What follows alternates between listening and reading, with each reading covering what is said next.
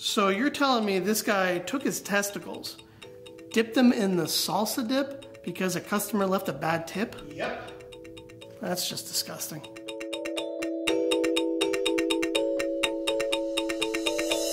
Welcome to Daily News Weekly, where we bring you the stories from the past week that you might have missed.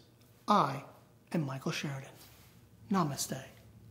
I guess he's dipping his dots, huh? No. What? A Tennessee man is facing a criminal charge for dunking his hush puppies into somebody's salsa during a food delivery. What's stupid is that the man, identified as Howard Webb, allowed his little stunt to be captured on video. What's dumber is that he wasn't even the delivery guy. He was just a passenger in the car. Authorities say Webb was riding with a female driver working for Dinner Delivered, an online food delivery service. They were bringing Mexican food to a customer back in January. After getting a lousy tip, Webb and the driver apparently decided to take it out on the customer, according to police. According to authorities, the 14-second video shows Webb placing his testicles in a salsa container, and the driver is heard laughing and stating, "This is what you get when you give an 89-cent tip for an almost 30-minute drive." Dinner Delivered apparently found out about the video, then called police. The company also noted that the driver has been fired. She will never drive for Dinner Delivered again.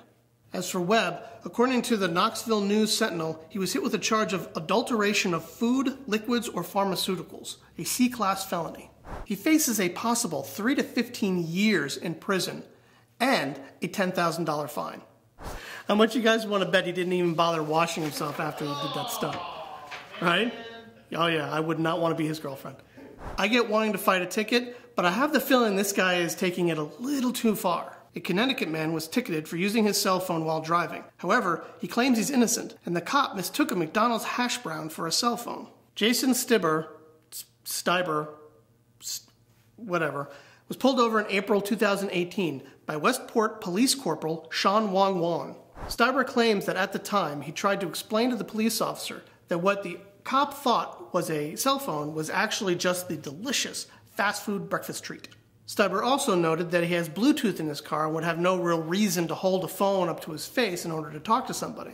Juan apparently didn't believe him, and in the end hit him with a $300 ticket. $300. Stiber has been fighting the ticket ever since, and apparently has spent more than $1,000 doing it. That seems kind of crazy. I mean, I get wanting to be right, but it doesn't seem like this was really worth the price. What do you think? I just want to cut in here quick before we get to the next story and remind our audience that we have a petition on change.org to get Emilia Clarke to show up on this show and co-host it with me for one episode. So please share it, sign it, get it out there, and let's get it to her attention. Make sure you're tagging her when you share it. It'll be really great. And the petition's taken off, really. I mean, we're really doing gangbusters on there. And I have no doubt that Emilia Clarke is going to show up on this show. Emilia Clarke is never going to come on this show. Look.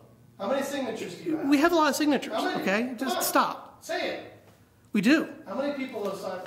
Right now? How many? Right now? 19.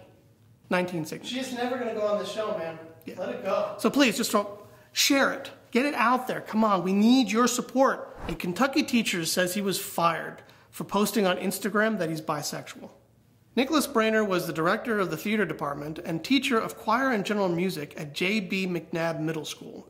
He says he publicly came out with the post in 2017 because he overheard a student struggling with her own sexuality and was apparently contemplating suicide. He apparently did it because he didn't want her or other people like her to feel like they were alone in the world. He told the Daily News, "I felt that they needed to know that there was someone in the room that understood and supported them." According to the CDC, suicide is the second leading cause of death among people aged 15 to 24, and it's the third leading cause of death for people between the ages of 10 and 14.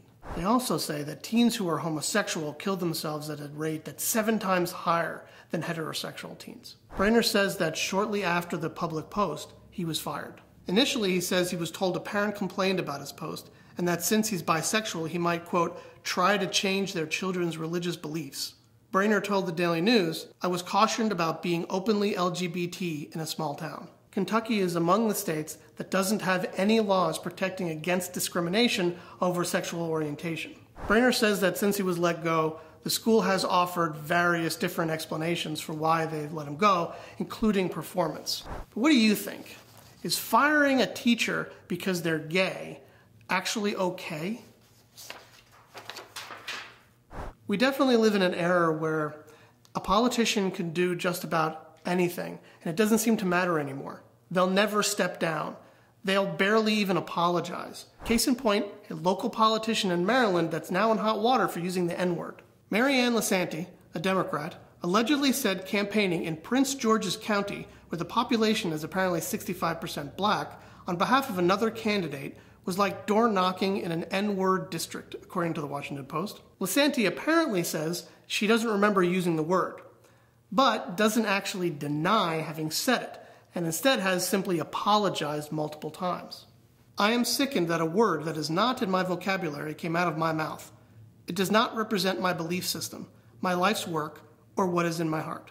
Look, if you use the word like that, it's in your vocabulary. And if you don't really remember saying it, but think you could have said it, and so you just apologize for it, then it's in your thought process. Lasanti is, of course, at this point, refusing to step down. She will, however, be taking racial sensitivity training. That's it, everybody. Thank you for watching, and if you like this episode, please hit that like button down below, and don't forget, if you subscribed, ring that bell so you can get notifications every time a new episode is posted.